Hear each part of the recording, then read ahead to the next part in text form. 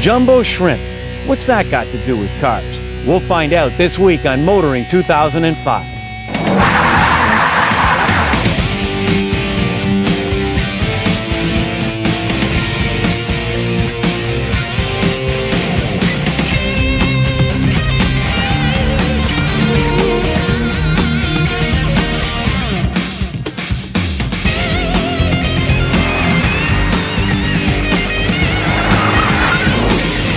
CSN's Motoring 2005 is brought to you by the new Q from Quaker State. Unleash all your horses. And Midas, for mechanics known for their work and their word. Trust the Midas touch. You know, oxymoron was a popular word in my neighborhood a few years ago, and also one of the few words with more than 2 syllables that I could pronounce. But anyway, here's the dictionary definition of oxymoron. Conjoining contradictory terms, as in deafening silence. Well, I've got one more to add to the list. Honda pickup truck. Why? Because after all these years in business, Honda is finally building its first pickup. Now, considering that pickup trucks are the best-selling vehicle in North America, it's not hard to understand why they're moving in this direction. And it's also no secret that other Japanese car makers are taking dead aim at the domestic pickup market. Well, this week, we're going to check out the brand new 2006 Honda Ridgeline and maybe discover why Honda believes its first pickup truck is more than able to take on the good old boys.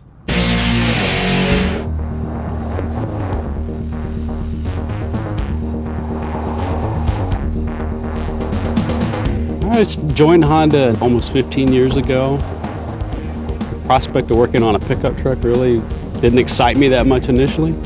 But then when I started thinking about what we wanted to do in a pickup truck, what the possibilities would be to redesign a pickup truck and make a pickup truck that I might want to own and drive myself, it was really exciting.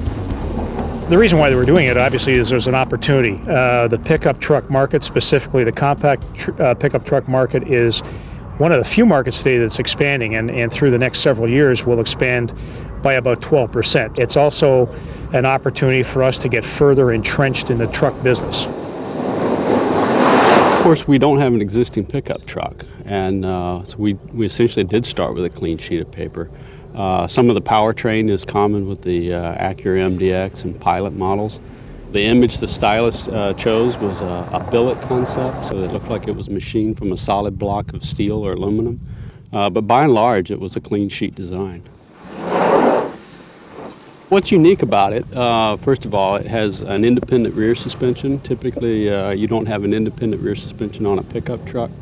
That combined with a really solid body and body structure allows us to really maximize the potential of the vehicle's tires. And it gives this vehicle a driving character that's really unlike any other pickup truck on the road. It offers very high level of refinement for driving dynamics, and yet it's very capable as a pickup truck. You can do anything with this vehicle you can with a full-size pickup truck in terms of cargo carrying capability. It's a full half-ton pickup truck. It's an all-wheel drive system. It's predominantly a front-wheel drive system, but it proportions power based on the conditions. It's fully automatic, unlike the systems we find on a lot of other pickup trucks, meaning it's there, it's invisible to the driver, whether you're on dry pavement, snow, rain. Again, it's an invisible aspect. It provides not only great off-road capability, but great fuel economy whenever you really don't need all 4 wheels driving. Powertrain, 3.5 liter V6 single overhead cam, VTEC engine with 255 horsepower, 252 foot-pounds of torque. So a very powerful engine for a mid-sized vehicle. I think you'll find the performance surprising. At first I was pretty scared. I'm a big Honda fan. I've owned Hondas. Favorite car is the S2000, and I thought a Honda pickup truck, oh boy. But I'm convinced, having driven it, I think it really is a sensible daily driver pickup truck, or at least it's a daily driver vehicle that offers pickup truck versatility. Let me explain then briefly what we have going on here. We have 2 events for you to experience our truck in 2 different conditions. I think that kind of thing is necessary when you're trying to enter a category that has some tremendous competition, that has people like General Motors and Ford and Chrysler and Toyota who have been in this business for a long time and are well entrenched in this segment. I believe one of the best ways to prove that we've built a pretty good vehicle is to compare vehicles back to back. There's no comparison. I've never understood why anybody buys the compact pickups anyways. They don't ride very well. They have lousy fuel economy, they're small inside, and they handle poorly, and it eclipses them in every sense. I think it's barely worth comparing them in this fashion. It's so far superior with its independent suspension and its dynamics. Even laden, in fact, it might even be more settled with a full load in the bed.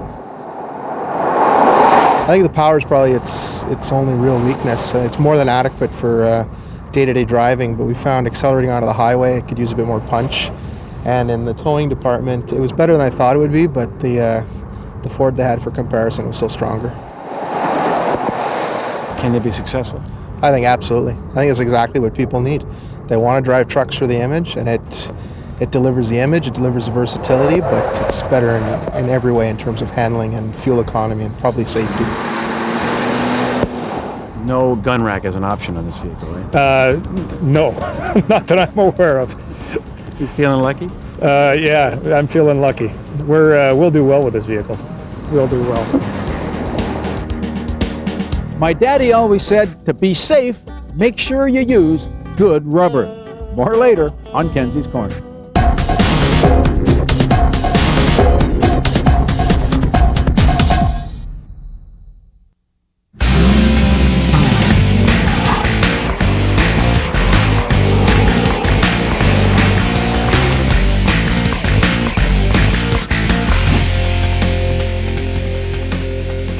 Sitting under a shady tree on a hot summer's day and driving the previous Avalon had one thing in common. Both put you to sleep very quickly. This week on Test Drive, we take a look at the latest Avalon, a car that promises to do anything but put you to sleep. The new Avalon, especially when in touring guise, is a lively tool that's going to win many friends. Along with a discreet deck spoiler comes some really efficient high-intensity discharge headlights. Now these things not only brighten up the look, they work wonders on a dark road. The other place this new Avalon excels is back seat room and comfort. There's a ton of leg room, plenty of headroom, and as there's no tunnel intrusion, if you draw the short straw and have to sit in the middle, well, you've got somewhere to put your feet. But best of all, when you're on a long drive and James is sitting up the front there, you simply recline the seat and snooze as the miles melt away. The touring model also adds a firmer European-style suspension that does an excellent job of limiting body roll even when forced to work the pylons. Out on the open road, it also allows the driver to attack a faster on-ramp without fear of embarrassment. The meaty 17-inch tyres and precise steering adding to the overall effect enormously. The anomaly is the lack of traction control and an electronic stability control system. Now they are offered, but only as an optional package that can only be added to the more pedestrian Avalon XLS. The price is also going to make more than a few go. It'll cost you $3,500 on its own and $7,000 if you want the navigation system as well. You know, the interior of this new Avalon is not only clean and classy and loaded to the nines, it's also very safe. Along with dual-stage front airbags, you get side seat-mounted airbags, a knee bolster airbag for the driver, which means he doesn't kneecap himself when the worst happens, but best of all, drop-down side air curtains. Now these things deploy in the event of a rollover, which does two important things. You stay in the vehicle, and what's outside doesn't come crashing through the glass. The biggest improvement the Avalon boasts, size and comfort aside, is its new 3.5-litre V6 engine. With variable valve timing and a raft of other electronics at work, it pushes 280 horses and a rewarding 260 pound-feet of torque. Needless to say, when you need to get a move on, the engine is only too willing to oblige. The lack of traction control, however, does mean a lot of unwanted wheel spin if you mash the gas pedal off the line. There is another hidden bonus. Along with a 33% more power and 18% more torque comes a fuel economy improvement of up to 20%. Now that's what you call having your cake and eating it too. One of the things I seldom talk about on test drive is wiper blades, because that's what Bill does best. However, on this Avalon, well, they're worth talking about. This new one-piece design does away with all the usual hinges. What that does, it means that the pressure from the top to the bottom of the screen is uniform, which reduces streaking. Secondly, because of the one-piece design, there's nowhere for the snow to cake up and freeze up. That means you don't have to invest in a second set of wiper blades. But best of all, no matter how torrential the downpour, well, these wiper blades keep the screen clean, which allows you to see where you're going. And when all's said and done, that's a pretty significant safety upgrade. The transmission picks up where the engine leaves off. It brings 5 well-spaced ratios in a manual mode. The latter allows you to pick the right gear for the situation and to use engine braking to set the car up for a corner. The brakes follow this lead. They're strong, fade-free, and come equipped with a good anti-lock system that keeps its nose out of the picture until it's actually needed. The latest Avalon, well, it's a very different car from the original one. It handles well, it's got plenty of power, and it's got a ton of stretch-out space and comfort. The only thing to dislike about it, having to pay extra for a premium package that's stuffed full of junk you don't want just to get traction control and electronic stability control. Indeed, this car really is good enough that if you're considering a top-of-the-line Camry, well, take this car for a test drive, because you may just end up with it in your driveway and not the Camry.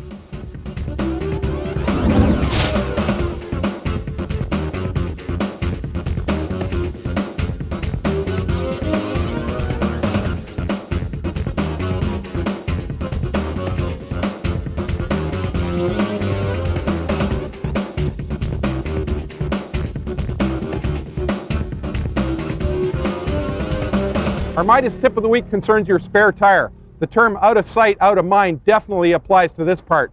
So the next chance you get in the trunk of your car or underneath your sport utility van or pickup and check that spare tire to make sure that it's there, it's inflated properly, you've got the jack, the wheel wrench, and all the other accessories that you need to do an emergency tire switchover should you have a blowout or a flat tire on the road. In most cases in a passenger car, you'll find it in the trunk under the cargo shelf, and you want to look at all that equipment to make sure that it's functional. Now, if you're lucky enough to have a full-size spare tire, it'll usually take the same inflation pressure as the other 4 tires in your vehicle. But many today's vehicles use a compact or space-saver spare that's inflated to 60 psi, which is roughly double the inflation pressure of your other tires in the vehicle. Check to see what you've got in your vehicle and inflate all 5 tires properly before you head out on a road trip. That's your Midas tip of the week. Ladies and gentlemen, this is the advanced lightweight coupe. It embraces Jaguar sports car lineage, but more than that, it signals a new generation of Jaguar sports cars and sports sedans. It represents, if you like, the future of Jaguar.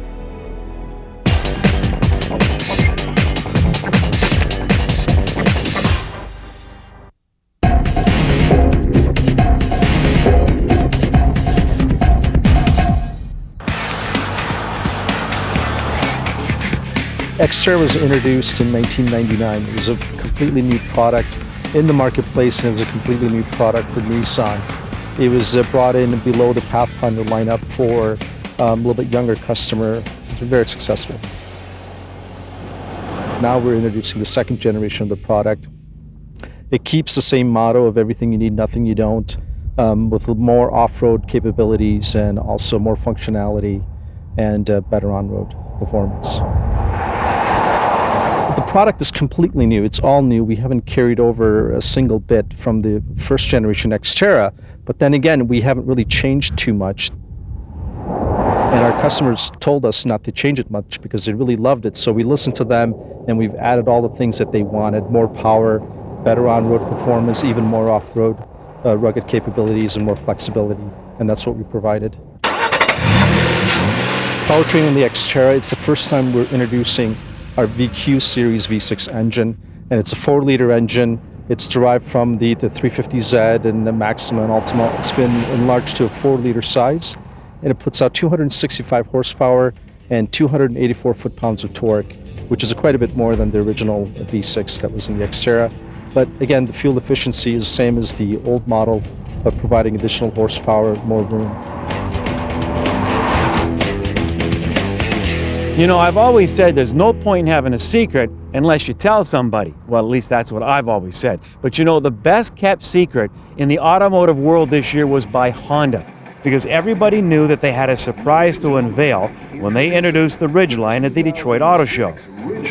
And no, the surprise wasn't the fact that the tailgate opens this way and that way. The surprise was the fact that in the bed of the truck was a trunk large enough to hold 3 sets of golf clubs, and you can fill it full of ice because it comes with a drain. Simple but brilliant. All right, now let's head to the Quaker State Garage and join Bill Gardner. And hey, Bill, you can take 2 buddies golfing now. Brad, you know, I think I've had just about everything in the back of the truck over the years, from topsoil to sod to furniture, appliances, lots of car parts, of course, but the one thing I've never had in there, golf clubs. Dirt bikes, yes, but golfing's not my game, Brad. Anyhow, what I want to talk about this week is when you have problems with your vehicle with some of the belt-driven accessories on the engine, when you have a howl or grinding or some awful mechanical noises coming out of the engine, it often emanates from some of the belt-driven accessories on the front of the engine. Now, beginning with the mid-'80s and moving forward, we're seeing more and more vehicles with automatic belt tensioners, to the point now where it's just about 100% on all your cars and light trucks. Automatic belt tensioners have a coil spring in them that puts a lot of load on that serpentine belt, the single belt that drives all your accessories on the engine. And along with that high load comes extreme wear on the bearings in most of those belt-driven accessories. So it's become commonplace to have to replace entire components like water pumps and alternators, or in some cases the bearings inside of adjuster and idler pulleys that are part of that system. Now in this vehicle, 7 screws, and off comes the fan shroud so we can see it much easier. I've moved the rad hose back a little bit so we can see it much better, and we can get a good look at the belt-driven accessories. Now anytime you're working on something like this, you've got to make sure that the engine is shut off and you've got the keys in your pocket so there's no chance of somebody inadvertently starting that vehicle. So shut her off. If I put a socket and a bar on this tensioner, I can remove the tension from this belt. There's a large spring inside the tensioner here that's driving that pulley down against the serpentine belt to create the tension. And it's that tension that also wears out all the bearings in our belt-driven accessories and shortens their life. But once we get the belt out of here, and it's a little bit of a chore to unhook it from all the pulleys, then we can restart the engine and confirm if in fact our noise went away. Now obviously if the noise is still there, we know it's not one of those belt-driven accessories. But all of a sudden, if our noise is gone, we've got to check all those accessories. Now in this particular vehicle, the problem turned out to be the rear bearing in the alternator. And there was an awful whining sound, some clunking and banging going on as the rotor inside this alternator interfered with the stator. It was actually crunching into it, and it was making some real bad noises. So picking up a rebuilt alternator, getting the belt off there, replacing the alternator got rid of our problem. In some cases though, some of those pulleys have bearings in them that can actually be pressed out. You can go to a bearing supply place, buy the appropriate bearing, press it back in there and fix your problem, or in fact buy the entire pulley from the dealership. Till next week, I'm Bill Gardner for Motoring 2005.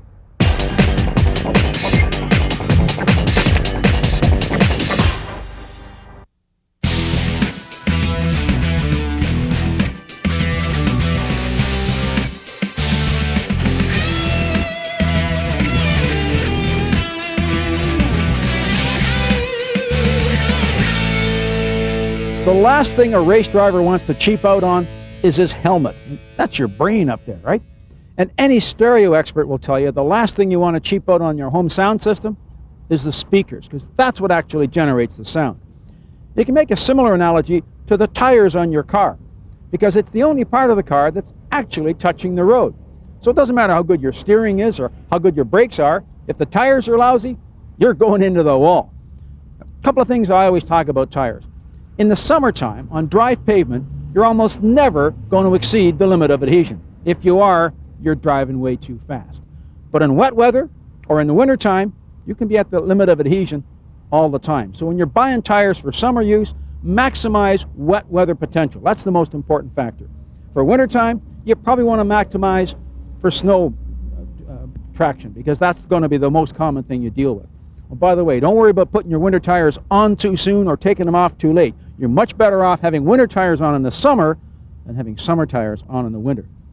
Now, what you might say about these all-season tires that probably came with your car when it was new? Well, all-season is a euphemism for no season. They're lousy in summer and they're lousy in winter. So why would car companies put them on? Because they're afraid you don't want to spend the money for proper tires, which unfortunately is probably true. And they also might get maybe 1/10 of a mile per gallon better fuel consumption.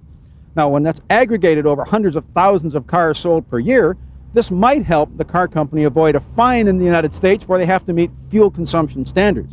But you wouldn't be able to measure that difference no matter how fine your calibration system is.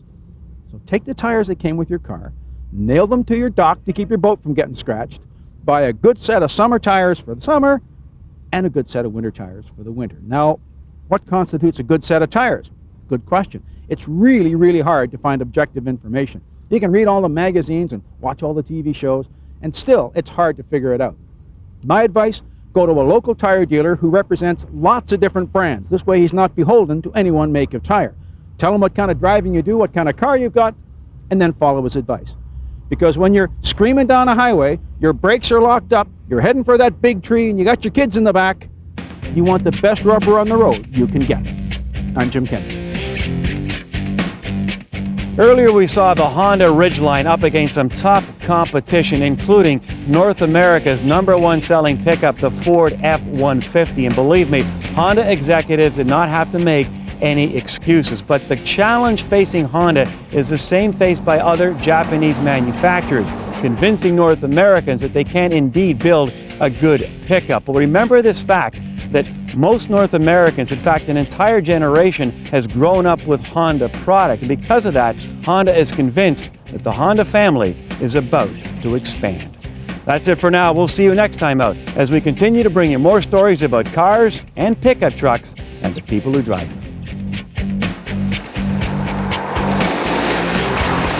They're going to conquest people from Ford Escape, Honda CR-V, simply because they've got a price advantage and the product is now relatively competitive. TSN's Motoring 2005 has been brought to you by the new Q from Quaker State. Unleash all your horses. And Midas, for mechanics known for their work and their word. Trust the Midas touch.